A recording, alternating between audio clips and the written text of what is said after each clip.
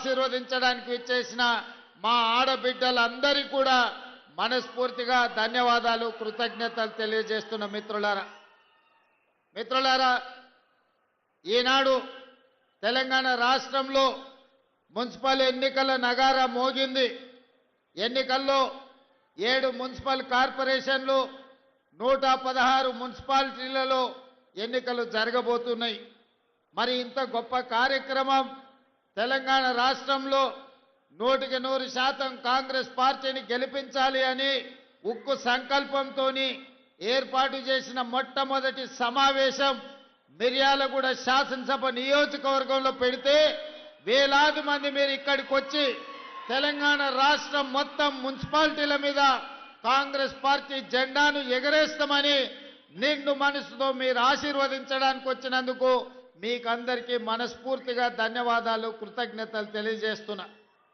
ఈనాడు ఈ సమావేశంలో మా యువమిత్రుల కంటే మా ఆడబిడ్డలు ఉత్సాహంగా పాల్గొనడాన్ని చూస్తుంటే ఈ ఎన్నికల్లో మనకు ఎదురే లేదు. మహిళా శక్తి ముందు ఎవరు నిలబడలేరు, ఎవరి వల్ల కాదు ఈసారి విజయాన్ని అడ్డుకోవడంలో అని చెప్పి నాకు సంపూర్ణమైన విశ్వాసం నమ్మకం కలిగింది. మిత్రులారా, మనం వచ్చి 2 సంవత్సరాలైంది. ఈ 2 సంవత్సరాలలో మనం తీసుకున్న కార్యక్రమాలను ఒక్కసారి ఆలోచన చేయండి. ఈ 2 సంవత్సరాలు ఈ ప్రభుత్వం పేదల కోసం, గిరిజనుల కోసం, ఆదివాసీల కోసం, బలహీన వర్గాల కోసం, రైతుల కోసం, మహిళల కోసం, విద్యార్థుల కోసం, నిరుద్యోగ యువకుల కోసం ప్రభుత్వం అమలు చేసిన సంక్షేమ పథకాలతో పాటు తెలంగాణ రాష్ట్రంలో జరుగుతున్న అభివృద్ధి పథకాలను ఒక్కసారి ఆలోచన చేయండి. వాటన్నిటిని చూసి రాబోయే మున్సిపల్ ఎన్నికల్లో ప్రజల్ని తీర్పు ఇవ్వవలసిందిగా ఈ వేదిక మీద నుంచి ఈరోజు మీకు అందరికీ విజ్ఞప్తి చేస్తున్నా. మిత్రులారా, ఆనాడు మీరందరూ చూసిండ్రు, మీడియా మిత్రులు ఇక్కడ సాక్షిగా ఉన్నారు. ఏ గ్రామంలో అయినా ఎవరికైనా నాడు రేషన్ కార్డులు ఇచ్చిండ్రా? ఈ తెలంగాణ రాష్ట్రం వచ్చిన తర్వాత పేదలు కనీసం ప్రభుత్వం వైపు నుంచి సహకారం ఇచ్చినా ఇవ్వకపోయినా వాళ్ళ గుర్తింపు కోసం, వాళ్ళ గౌరవం కోసం తెలంగాణ రాష్ట్రంలో రేషన్ కార్డులు అడిగితే 10 సంవత్సరాలు నిరీక్షించాల్సిన పరిస్థితి. కానీ ప్రజాపాలన అధికారంలోకి వచ్చిన ఎంబడే మీ అభిమాన నాయకులు, మంత్రివర్గ సభ్యులు ఉత్తమ్ కుమార్ రెడ్డి గారు ప్రతిష్టాత్మకంగా తీసుకొని లక్షలాది మందికి ఈనాడు రేషన్ కార్డులు ఇవ్వడమే కాదు, 3,17,00,000 మందికి ఈరోజు సన్న బియ్యం ప్రతి వ్యక్తికి 6 కిలోలు ఇవాళ సన్న బియ్యం ఇస్తున్నాడంటే ఈరోజు పేదల పక్షాన మన ప్రభుత్వం ఏ విధంగా పనిచేస్తుందో ఆలోచన చేయండి. ఇవాళ మా అక్కలీడు ఉన్నారు, ఆలోచన చేయమని నేను అడుగుతున్నా. ఆనాడు మీకు రేషన్ షాపుల్లో వచ్చే దొడ్డు బియ్యం మిల్లర్లకు అమ్ముకోవడమో లేకపోతే బర్రెలకు దానా పెట్టడానికో పనికొచ్చింది తప్ప ఎన్నడన్నా బుక్కెడు బువ్వ ఆ దొడ్డు బియ్యంతో వండుకొని మీరు తిన్నరా? మీ సన్న పిల్లలకు ఎప్పుడైనా బుక్కెడు బువ్వ పెట్టినరా? ఇవాళ మన ప్రభుత్వం మనం అందిస్తున్న సన్న బియ్యం మనం తినడమే కాదు, ఇవాళ మన సంటి పిల్లలకు కడుపు నిండా ఈరోజు అన్నం తినిపిస్తున్నామంటే సన్న బియ్యం ఇవాళ పేదవాళ్లకు చేరినాయా లేదా ఒక్కసారి ఆలోచన చేయండి. అందుకే ఇవాళ వీడికొచ్చిన మా అక్కల్ని అడుగుతున్నా, సన్న బియ్యం ఎవరెవరికైతే వచ్చినాయో సన్న బియ్యం వండుకొని సంటి పిల్లలకి ఎవరైతే అన్నం తినిపిస్తుండ్రో వాళ్ళందరూ కూడా ఇవాళ కాంగ్రెస్ పార్టీకి ఓటు వేయాల్సిందిగా నేను కోరుకుంటున్నా.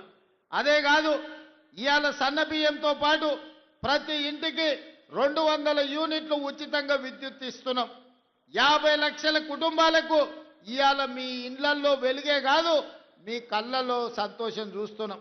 వ్యవసాయానికి 24 గంటల ఉచిత విద్యుత్తే కాదు, ఈరోజు మీ గృహజ్యోతి పథకంలో మీ ఇళ్లల్లో ఉచిత కరెంట్ ఇస్తున్న మాట వాస్తవం కాదా? ఇవాళ మీరు ఒక్కసారి ఆలోచన చేయండి. అదేవిధంగా మిర్యాలగూడ అంటేనే దక్షిణాది దేశంలోనే, భారతదేశంలోనే కాదు ఆసియా ఖండంలోనే Miryalaguda rice bowl of Telangana, అత్యధికంగా వరి ఉత్పత్తి చేసే ప్రాంతం ఆసియా ఖండంలోనే ఉందంటే ఈ మిర్యాలగూడ ప్రాంతం కాదా? మీరు ఆలోచన చేయండి. ఇవాళ అధునాతమైన మిల్లులు ఉన్నాయంటే మిర్యాలగూడ ప్రాంతంలో ప్రతి ఎకరాకు ఇవాళ మీరు వరి పండిస్తున్నారు. మరి ఆనాడు చంద్రశేఖరరావు గారు అన్నారు, మీరు వరి వేసుకుంటే ఉరి వేసుకున్నట్టే వరి వేసుకోకండి, వరి వేసుకుంటే రాష్ట్ర ప్రభుత్వం కొనదు, రాష్ట్ర ప్రభుత్వం వ్యాపారాలు చెయ్యదు, మాకు 7,000 కోట్ల రూపాయల నష్టం వచ్చింది, ఒడ్లు కొనేదే లేదని ఆనాటి ముఖ్యమంత్రి గారు మాట్లాడారు. మరి ఈనాడు మన ప్రభుత్వం వచ్చిన ఎంబడే పెద్దలు ఉత్తమ్ కుమార్ రెడ్డి గారి నేతృత్వంలో మీరు వరి పండించండి, సన్న ఒడ్లు పండించండి, గిట్టుబాటు ధరనే కాదు 500 రూపాయలు బోనస్ కూడా ఇచ్చి ఒడ్లు పండిస్తాము, ఒడ్లు పండించండి, చివరి గింజ వరకు కొంటామని బోనస్ 500 రూపాయలు ఇస్తున్నాం. అంటే నల్గొండ మిర్యాలగూడ ప్రాంతంలో ఇవాళ రైతులు పండించే వడ్లకు గిట్టుబాటు ధరనే కాదు 500 రూపాయల బోనస్ ఇస్తున్నామంటే అత్యధికంగా లబ్ధిదారులు ఇవాళ మిర్యాలగూడ ప్రాంతంలోనే ఉన్నారన్న సంగతి ఈరోజు మీరు ఆలోచన చేయండి. అదేవిధంగా రైతు రుణమాఫీ 25,35,000 మందికి 21,000 కోట్ల రూపాయల రైతు రుణమాఫీ చేసి రైతులను అప్పుల నుంచి విముక్తి కలిగించడమే కాకుండా రైతు భరోసా కార్యక్రమంలో భాగంగా ప్రతి ఎకరాకు 6,000 రూపాయలు 9,000 కోట్ల రూపాయలు 9 రోజుల్లోనే మీ ఖాతాలో వేయడం జరిగింది. తొందరలోనే మళ్ళా 9,000 కోట్ల రూపాయలు రైతు భరోసా కార్యక్రమంలో భాగంగా మున్సిపల్ ఎన్నికలు ముగిసిన వెంటనే మీ ఖాతాలలో రైతు భరోసా నిధులు వేసే బాధ్యత రాష్ట్ర ప్రభుత్వం తీసుకుంటుంది. మొత్తానికి ఈ 2 ఏళ్లలో వ్యవసాయం కోసం రైతుల కోసం దాదాపుగా 1,10,000 కోట్ల రూపాయలు దేశంలోనే అత్యధికంగా ఖర్చు పెట్టిన రాష్ట్రం తెలంగాణ రాష్ట్రం. రైతు సంక్షేమం కోసం ఈ రోజు పథకాలను అమలు చేస్తున్న రాష్ట్రం తెలంగాణ రాష్ట్రం. అదేవిధంగా మా ఆడబిడ్డలు ఉన్నారు, మీరు ఆలోచన చేయండి. ప్రభుత్వం వచ్చిన ఎంబడే ఆర్టీసీ బస్సుల్లో మీకు ఉచిత ప్రయాణం ఇచ్చిన మాట వాస్తవం కాదా? ఇవాళ మా అక్కల్ని అడుగుతున్నా, మీ అమ్మగారింటికి పోయినా లేకపోతే అమ్మవారిని దర్శించుకోవాలన్నా లేకపోతే మేళ్ల చెరువులో దర్శనానికి ఇవాళ తిరునాళ్ళు రాబోతున్నాయి, మేళ్ల చెరువు తిరునాళ్ళు, లక్ష్మీ నరసింహస్వామిని దర్శించుకోవాలన్నా భద్రాద్రి రాముణ్ణి దాన్ని కొలుచుకోవాలన్నా ఇవాళ ఆడబిడ్డలను ఎవరన్నా ఆర్టీసీలో 1 పైసా అడుగుతున్నారా? అక్క, ఎవరైనా ఎక్కడైనా బస్సు ఎక్కితే 1 రూపాయి అయినా టికెట్ రూపంలో మిమ్మల్ని అడిగినా? మీరు ఒక్కసారి ఆలోచన చెయ్యండి. ఇవాళ కోట్లాది మంది ఆడబిడ్డలు ఎక్కడికి వెళ్ళినా, అమ్మగారింటికి వెళ్ళినా, అమ్మవారి ఆలయాన్ని దర్శించుకోవడానికి వెళ్ళినా రాష్ట్రం నలుమూలల ఇవాళ ఆడబిడ్డలకు ఆర్టీసీలో ఉచిత ప్రయాణం మన ప్రభుత్వం ఇచ్చిన మాట వాస్తవం కాదా?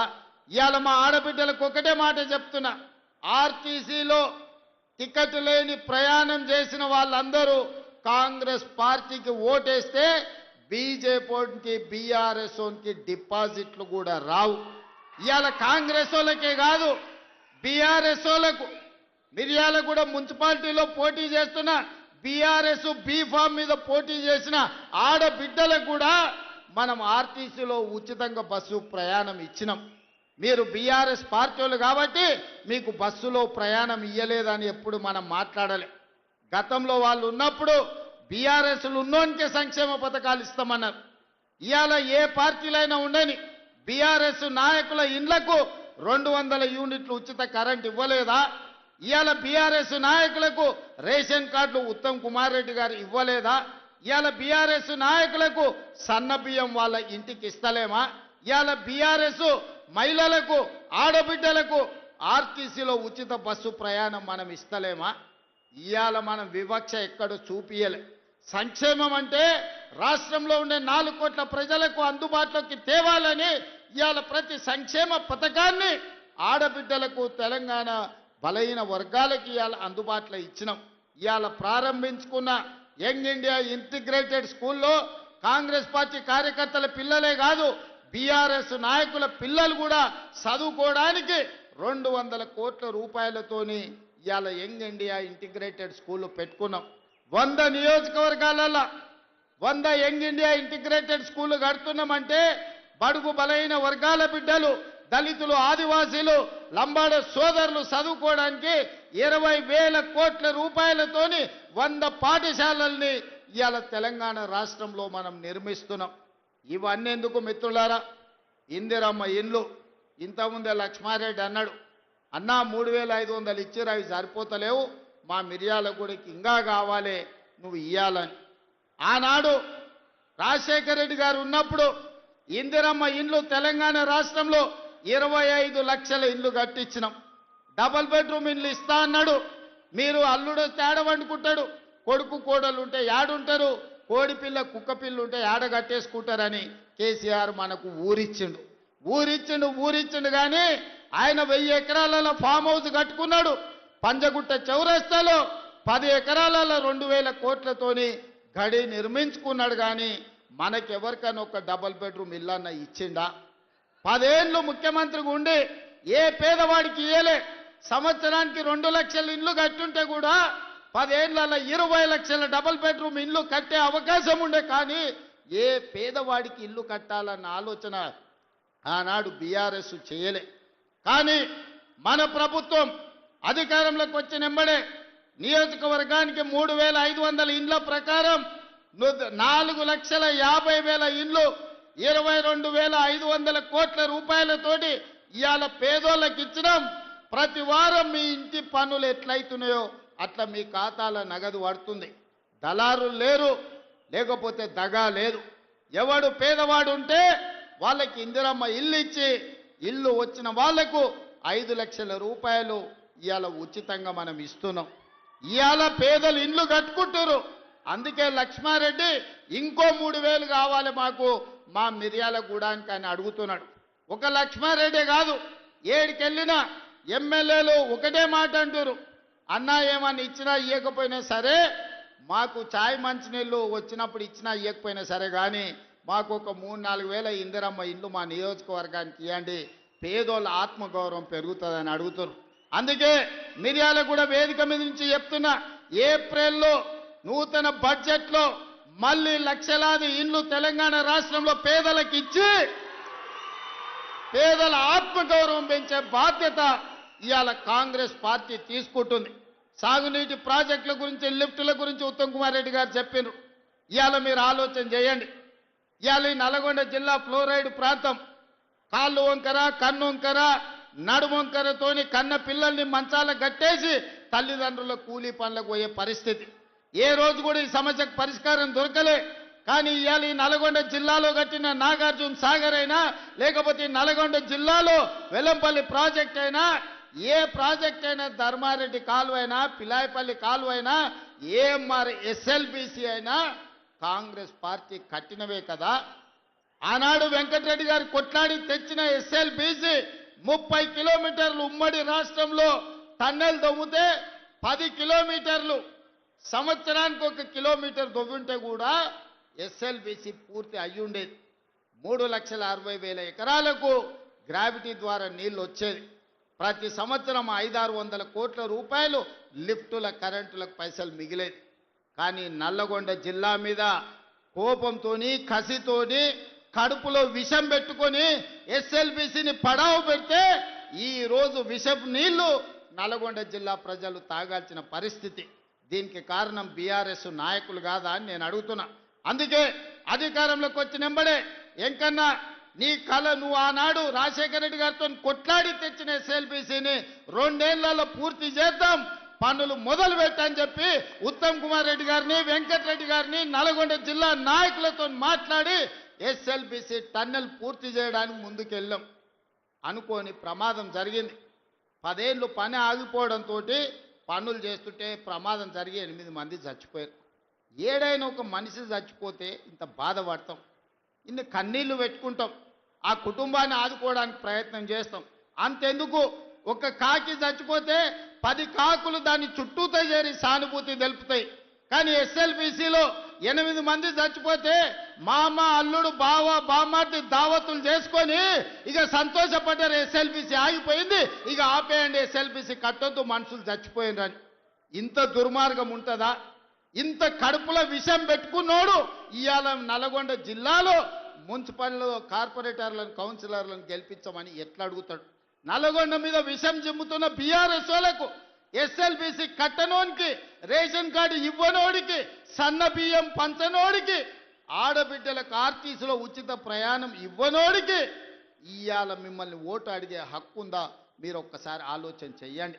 సిగ్గు లేకుండా వాళ్ళు వచ్చినా, గంగిరెద్దులోలాక ఇంటి ముందుకు వచ్చినా కర్రు కాల్చి వాత పెట్టండి, సలాకి ఎర్రగా కాల్చి ఈపుల వాతలు పెట్టుర్రి. ఏమన్నా తెస్తే తీసుకోండి, ఏమన్నా ఇచ్చినా తీసుకోండి, కీసలలో లాగులాలు ఏమన్నా ఉంటే అది కూడా తీసుకోండి. మందిని ముంచిన సొమ్ము మస్తుగా ఉన్నది వాళ్ళ దగ్గర. ఒకనొక్కడు ఎకరాలలో ఫామ్ హౌజులు కట్టారు, పెద్ద పెద్ద బెంచ్ కార్లు కొన్నారు, గంజికి గతి లేని వాళ్ళు కూడా. అవన్నీ మనల్ని ముంచిన సొమ్మే, మందిని ముంచిన సొమ్మే. టీఆర్ఎస్ వాడు వచ్చి ఏమి ఇచ్చినా తీసుకోండి, చెయ్యాల్సిన లగ్గం చెయ్యండి. మన అసెంబ్లీ ఎన్నికల్లో ఎట్లయితే మిర్యాలగూడల 40-50 వేలతోని లక్ష్మారెడ్డిని గెలిపించారో, పార్లమెంట్ ఎన్నికల్లో రఘ్వీర్కి 5,60,000 ఓట్ల మెజారిటీ ఎట్లిచ్చిండ్రో, ఇవాళ అదే విధంగా నల్గొండ జిల్లా ప్రజలు కాంగ్రెస్ పార్టీకి అండగా నిలబడండి. ఇవాళ మిత్రులారా, మనం అధికారంలోకి వచ్చిన ఈ 2 ఏళ్లలో 70,000 ప్రభుత్వ ఉద్యోగాలు ఇచ్చినాం, రైతు రుణమాఫీ చేసినాం, రైతు భరోసా కార్యక్రమాన్ని అమలు చేసినాం, 4.5 లక్షల పేదోళ్ళకి ఇందిరమ్మ ఇండ్లు ఇచ్చినాం. ఇవాళ ఆడబిడ్డలకు ఆర్టీసీలో బస్సే కాదు 1000 బస్సులు కొనిపించి, బస్సులో ఉచితమే కాదు 1000 బస్సులకు యజమానులను ఇవాళ ఆడబిడ్డల్ని చేసినాం. ఇవాళ స్వయం సహాయక సంఘాలకు పెట్రోల్ బంకులు నడుపుకోవడానికి ఇవాళ ప్రతి జిల్లాలో పెట్రోల్ బంకులు ఇచ్చి 27,000 కోట్ల రూపాయలు సున్నా వడ్డీకి ఇవాళ ఆడబిడ్డలకు నగదు బ్యాంకులతో ఇప్పించినాం. ఇవన్నీ కూడా ఎలా సాధ్యమైనాయి అంటే ఇందిరమ్మ రాజ్యంలో పేదల పరిపాలన వచ్చినందుకే సాధ్యమైంది. ఇవాళ అన్ని మనమే ఉన్నాం, సర్పంచులు మనోళ్ళే ఉండ్రు, ఎమ్మెల్యేలు మనోళ్ళే ఉండ్రు, ఎమ్మెల్సీలు మనోళ్ళే ఉండ్రు, మంత్రులు మనమే ఉన్నాం, ప్రభుత్వం మనమే ఉన్నది. మరి ఏనైనా మన కాలనీలలో ఎవడన్నా అప్పితప్పి బీఆర్ఎస్ వాడు కౌన్సిలరు కార్పొరేటరు అయితే ఇక వాడు మనకేమన్నా పని చేస్తాడా? ఒకసారి ఆలోచన చేయండి. 10 ఏళ్ళు వాళ్ళే ఉన్నారు, 10 ఏళ్ళు పరిపాలన చేసిరు, మొత్తం తెలంగాణను దోసుకున్నారు, 1000 కోట్ల రూపాయలు సంపాదించుకున్నారు. ఆస్తులు సంపాదించుకుంటే పర్వాలేదు, 7 అంతస్తుల మేడలు కట్టుకుంటే పర్వాలేదు, కానీ పెళ్ళా మొగుడు ఫోన్లలో మాట్లాడుకుంటే కూడా ఫోన్లు విన్నారా? ఇంత సిగ్గు తప్పినోడు ఎవడన్నా ఉంటాడా? వాళ్ళ బతుకు చెడా. పెళ్ళా మొగుడు మాట్లాడుకుంటే కూడా జోలి ఇంట ఆడా ఎవడన్నా? జడ్జిలను వదలలే, జర్నలిస్టులను వదలలే, ప్రతిపక్ష నాయకులను వదలలే, పెళ్ళా మొగుడు జోలి వదలలే, సినిమా తారాలు మాట్లాడుకుంటుంటే వాళ్ళను కూడా వదలలే. ఎవడు ఏది మాట్లాడుకున్నా వాని ఫోన్లలో ఏం మాట్లాడుకుంటుండో వీడికి ఎందుకయా? వీడేమన్నా మనిషేనా? అసలు మానవ జన్మ ఎత్తడానికి అర్హత ఉందా? మంది ఫోన్ తినేటోడు అసలు మనిషా? అన్నం తినేటోడు ఎవడన్నా పెళ్ళ మొగుడు మాట్లాడుకునేది వింటారా? అట్లాంటి సన్నాసులకు మన పోలీసు వాళ్ళు నోటీస్ ఇచ్చారు. మా జాతిపితకు నోటీస్ ఇస్తారని. ఎవరికిరా నువ్వు జాతిపితవు? ఎవడు నీ జాతి? వినోద్రావు నీ జాత? ఎర్రబల్లి దయాకరావు నీ జాత? కుక్కడపల్లి కృష్ణారావు గారు నీ జాత? లేకపోతే తన్నీరు హరీష్ రావు గారు నీ జాత? నీ జాతికి పిత ఉండొచ్చు, మాకు మా నల్గొండకో లేకపోతే మా పాలమూరుకు నీ జాతితో ఏం పని? నీ జాతి ఏంది? నీ నీతేంది? నీలాంటోడు జాతి పితయి పెళ్ళ మొగుడు జోలి పెట్టుకుంటే కూడా ఫోన్ లేని సన్నాసి నువ్వు జాతి పితవంటే ఎవడన్నా ఉంటే ఆత్మహత్య చేసుకుంటాడు, బాయిలో దుంకి చచ్చిపోతారు. సిగ్గుతోని తల వంచుకోవాలి. ఇట్లాంటి ఘోరమైన క్రూరమైన నేరాలు చేస్తే పోలీసు వాళ్ళు పట్టుకొచ్చినట్టు వానికి ముఖానికి ముసుగు తొడిగి కండ్ల కాడికి ఇట్లా పొక్కలు పెట్టి పట్టుకుతారు. ఆయన ముఖం మందికి చూపియొద్దాడు. మన పోలీసు వాళ్ళు పిలిచినప్పుడు హరీష్ రావును కేటీఆర్ని అందరినీ ముఖానికి ముసుగు తొడిగి పట్టుకొచ్చేది ఉండే, లేకపోతే ముఖానికి మసి ఊసి పట్టుకొచ్చి పోలీసుల ముందర పెట్టేది ఉండే. పోలీసు వాళ్ళు మంచోళ్ళు కాబట్టి ఏమనలేదు. మా జాతిపితకు నోటీస్ ఇస్తావా? మా జాతిపితకు నోటీస్ ఇస్తే తెలంగాణ సమాజానికి అందించినట్టే అంటాడు. అట్లనే అనుకుందాం. ఒకవేళ మీకు నోటీస్ ఇస్తే తెలంగాణ సమాజానికి ఇచ్చినట్టే అంటున్నావు కదా, మరి నీ జన్వాడలో ఉన్న ఫామ్ హౌస్ మా తెలంగాణ ప్రజలదా? నీకు నోటీస్ ఇస్తే మరి తెలంగాణ అందరికి ఇచ్చినట్టయితే నీకున్న ఎర్రవల్లి ఫామ్ హౌస్ తెలంగాణ సమాజం అందరికి ఇస్తావా? జన్వాడలో నీకున్న ఫామ్ హౌస్ అందరికి ఇస్తావా? మొయినాబాద్లో హరీష్ రావుకున్న ఫామ్ హౌస్లో అందరినీ రాణిస్తావా? మీ టీవీలు మీ పేపర్లు మాకు ఇస్తావా? వేల కోట్ల రూపాయలు తెలంగాణను కొల్లగొట్టిన దాంట్లో తెలంగాణ నిరుద్యోగులకు ఏమని ఇస్తావా? ఎమ్మెల్యేలు, ఎమ్మెల్సీలు, రాజ్యసభలు, లోక్సభలు, మంత్రులు, ముఖ్యమంత్రి అన్ని మీరే తీసుకున్నావు. తెలంగాణ సమాజానికి ఇచ్చినవా? ఒక్క శ్రీకాంతాచారి తెలంగాణ కోసం ప్రాణత్యాగం చేస్తే శంకరమ్మ ఎక్కడుందో కూడా తెలియదు వాళ్ళ తల్లికి. కనీసం మొట్టమొదట తెలంగాణ కోసం ప్రాణత్యాగం చేసుకున్న శ్రీకాంతాచారి తల్లి కూడా చిన్న బాధ్యత ఇవ్వకపోతివే. జాతిపిత అంటే ఎవరయ్యా అంటే తెలంగాణ కోసం సర్వం త్యాగం చేసిన ప్రొఫెసర్ జయశంకర్ జాతిపిత అవుతాడు.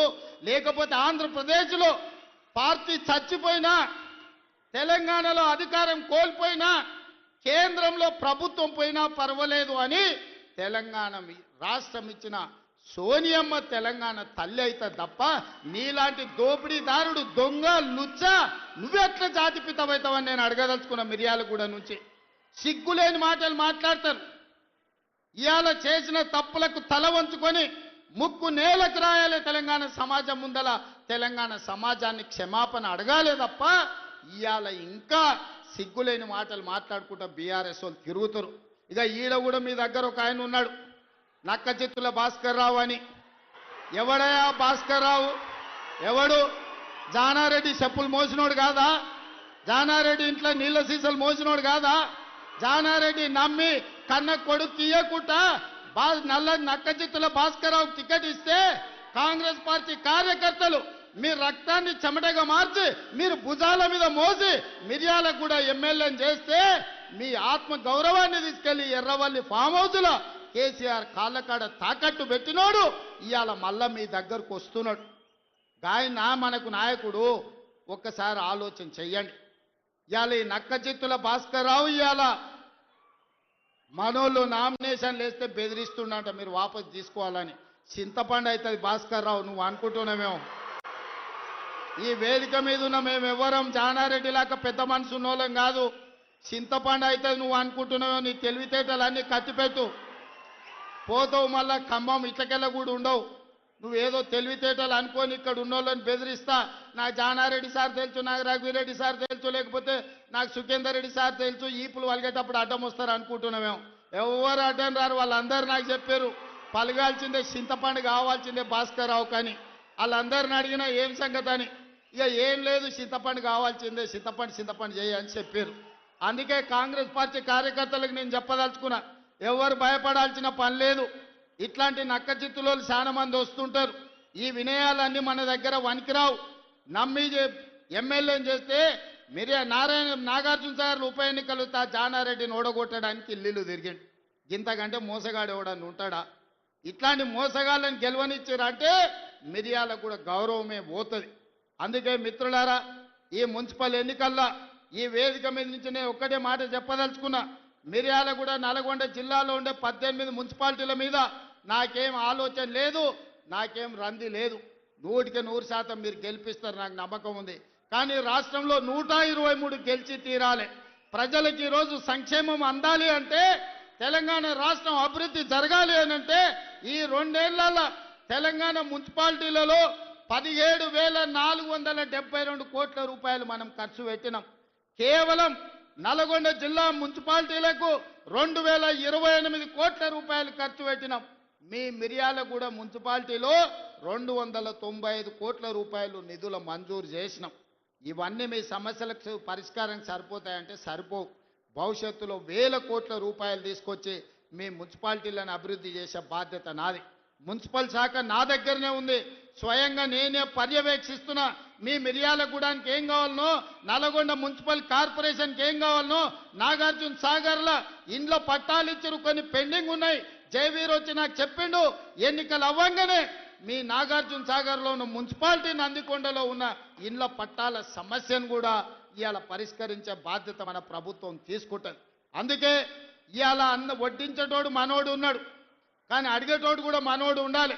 ఎవడన్నా అవతలోడు ఉంటే మంత్రులను అడగడు, మంత్రుల దగ్గరికి ఓడు. మనోడై ఉండాలి, మంత్రుల దగ్గరికి పోయేటోడు ఉండాలి. వెనకటికి పెద్దోళ్ళు చెప్పారు, మట్టి పనికి పోయినా ఇంటోడే పోవాలని.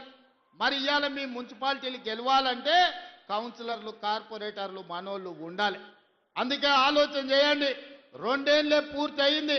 ఇంకా 8 ఏళ్ళు మనమే అధికారంలో ఉంటాం.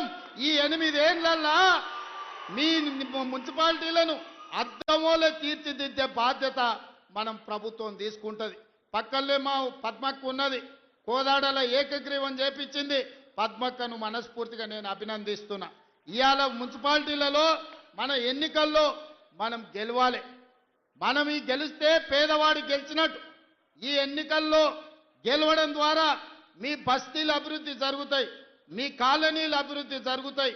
అభివృద్ధి జరగాలంటే అధికార పార్టీ గెలవాలి. అప్పుడే మీకు నిధులు వరదై పారుతాయి, మీ ప్రాంతాన్ని అభివృద్ధి చేసుకునే అవకాశం ఉంటుంది. చివరగా ఒక్క మాట చెప్పదలుచుకున్నా. మిర్యాలగూడల లక్ష్మారెడ్డి టికెట్ అడిగిండు, శంకర్ నాయక్ టికెట్ అడిగిండు, రఘువీరెడ్డి టికెట్ అడిగిండు. అవునా? అవునా? ఎన్నికలప్పుడు లక్ష్మారెడ్డి ఎమ్మెల్యే అయిండు, శంకర్ నాయక్ ఎమ్మెల్సీ అయిండు, రఘువీరెడ్డి ఎంపీ అయిండు. ఏనన్నా 3 పదవులు ఒక ఎమ్మెల్యే అడిగిన టికెట్లలోకి వచ్చినావా? మీరు ఆలోచన చేయరు. మా కొడంగల్లో కూడా నేను ఇచ్చుకోలేకపోయినా. కానీ మిర్యాలగూడ కార్యకర్తల అదృష్టం, టికెట్ అడిగిన ముగ్గురికి ఒక ఆయన ఎమ్మెల్సీ, ఒక ఆయన ఎమ్మెల్యే, ఇంకొక ఆయన ఎంపీ అయిండు. మీరు ఒక్క ఓటేస్తే మీరు ముగ్గురు సేవకులు మీకు వచ్చారు. అదనంగా మీకు వెంకటరెడ్డి ఉత్తమ్ కుమార్ రెడ్డి గారు మంత్రులుగా మీకు అందుబాటులోనే ఉన్నారు. కాబట్టి మిర్యాలగూడ ప్రజలు అదృష్టవంతులు. ఈ ప్రాంతం అభివృద్ధి చెందుతుంది. రేషన్ కార్డులు ఇచ్చినప్పుడైనా, కార్యక్రమాలు తీసుకున్నప్పుడైనా, మంచి కార్యక్రమం ఏది మొదలుపెట్టినా నల్గొండ జిల్లా ఈ ప్రాంతం నుంచే మొదలు పెడుతున్నాం. ఇది కూడా చాలా మంచి కార్యక్రమం, ప్రజలకు ఉపయోగపడే కార్యక్రమం. ఈ మున్సిపల్ ఎన్నికల్లో మీరు ఒక్కటే గుర్తుపెట్టుకోండి, ఒక్కసారి ఆలోచన చేయండి. బూత్లకు పోయిన తర్వాత ఇవాళ మా ఇందిరమ్మ చీరలు కట్టుకున్న అక్కలు ఆ ఎల్ల బతుకమ్మ చీరలు ఇచ్చిండ్రు. ఎన్నడన్నా కట్టుకునే కాబీలు ఉండేనా?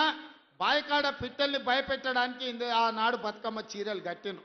ఇవాళ మా అక్కలు బాజాబ్తా సారె పెట్టుకున్నట్టు, తల్లిగారింటికి పోతే చీర పెడితే సారె పెట్టినట్టుగా ఇవాళ చీరలు కట్టుకొని మా అక్కలు వచ్చిర్రు. ధైర్యంగా ఇది మా ఇందిరమ్మ చీర, మా ప్రభుత్వం ఇచ్చిందని కట్టుకొని వచ్చారు.